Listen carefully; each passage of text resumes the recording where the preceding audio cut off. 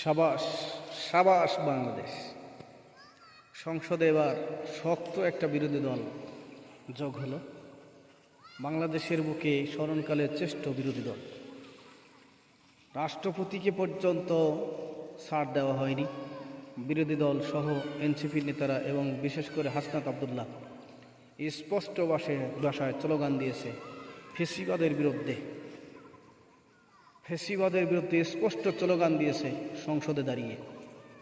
এবং রাষ্ট্রপতির বক্তব্য শুরু হওয়ার আগেই বিরোধী দল হাসনাত আবদুল্লাহ সহ বিরোধী দলীয় নেতা সহ 11 দলের যত লোক আছে সবাই সংসদ সদস্য রাষ্ট্রপতির বক্তব্যের আগেই বক্তব্য শুরু হইলেই তাকে ওয়াকআউট জানিয়ে সংসদ থেকে বের হয়ে চলে আসলেন। তার বক্তব্যকে বৃদ্ধাঙ্গুলি দেখায় তারা চলে এসেছে। এটাই হলো বর্তমান বিরোধী দল শক্ত পজিশনে। বাংলাদেশ আগের মতন গৃহপালিত বিরোধী দল বাংলাদেশে নয়, এবার বাংলাদেশে এসেছে শক্ত একটা বিরোধী দল, যেটা সরকার দল যা তা করতে চাইলেই করতে পারবে না।